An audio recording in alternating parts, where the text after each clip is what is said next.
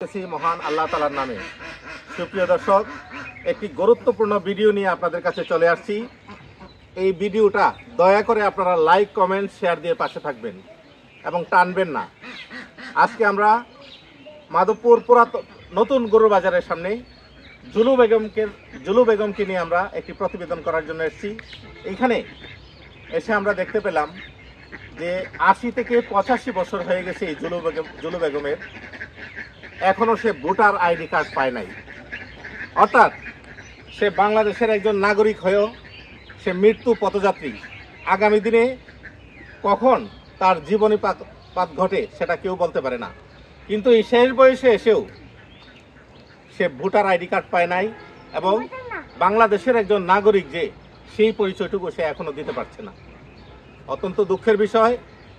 জনপ্রতিনিধি যারা আছেন, নির্বাচন কমিশনার যারা আছেন, শুধু অফিসে বসে বসে থাকলে হবে না, কিছু কর্ম করতে হবে, মানুষের পাশে দাঁড়াতে হবে, মানুষের সুখ দুঃখের কথা তুলে ধরতে হবে। এই যে জুলু বেগম, এখনো সে আক্ষেপ নিয়ে আমাদেরকে জানিয়েছেন যে এখনো সে বাংলাদেশের নাগরিকই হইতে পারে নাই, কিন্তু বাংলাদেশে বসবাস করছেন। তো তার এই যে আক্ষেপ সেটি আমাদেরকে জানিয়েছেন, তার ব্যথা ভরা কথা, তার হৃদয় ভরা আকুতি আমাদেরকে জানিয়েছেন অত্যন্ত কষ্টে নিয়ে। কেউ তার অদ্যবধি ৮৫ বছর হয়ে গেছে, এখনো তার খবর কেউ রাখে নাই। তো সেই বিষয়গুলা আমি সুপ্রিয় বাংলাদেশের দেশ এবং প্রবাস থেকে যারা দেখছেন তাদের প্রতি দুর্দান্ত আহ্বান জানাচ্ছি, এই ভিডিওটা লাইক, কমেন্ট, শেয়ার করে তার পাশে দাঁড়াবেন এবং উপযুক্ত কর্তৃপক্ষ এবং জনপ্রতিনিধি যারা আছেন তাদের প্রতি বিশেষ অনুরোধ রইল, বিশেষ করে নির্বাচন অফিস, আপনাদের কাছে আমরা উদাত্ত আহ্বান জানাই, অচিরেই সে যেন জন্ম নিবন্ধন সহ ভোটার তালিকায় তার নামটি আসে, সে উদাত্ত আহ্বান জানাচ্ছি। এবং মৃত্যুর আগে সে যেন বলতে পারে যে আমি বাংলাদেশের একজন নাগরিক ছিলাম, আমি জুলু বেগম বাংলাদেশের একজন নাগরিক। এবং আরেকটি বিষয় উদাত্ত আহ্বান জানাচ্ছি, এই যে বাড়িটি দেখতে পাচ্ছেন সেইখানে ৫০০ টাকায় ভাড়া থাকে, তার নিজের কোনো ঘর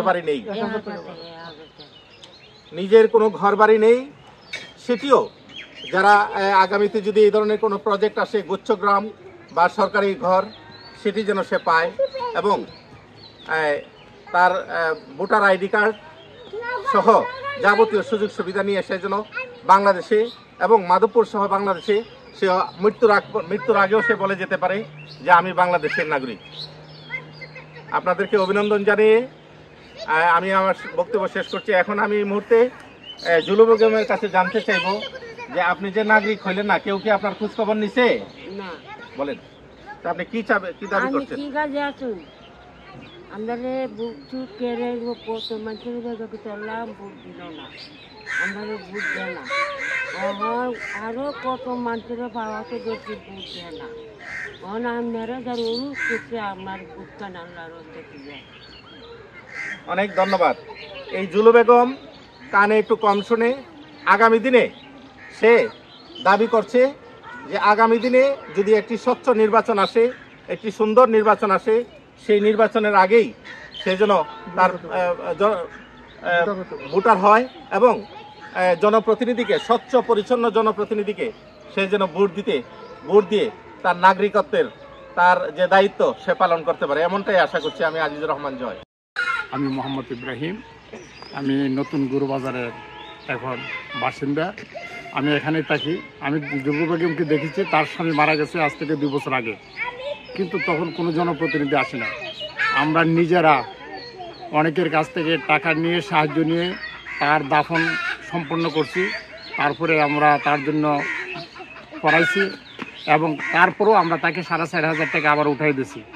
সে কোনো নিজস্ব বাড়ি নাই, সেইখানে তিনের অবস্থা থেকে বিভিন্ন জায়গায় ওই কোথা হয় প্লাস্টিক খুঁজে, এটি জমায়, তারপরে এটা নিয়ে আসে বিক্রয় করে, এইভাবে তার জীবনাবাদ করতেছে।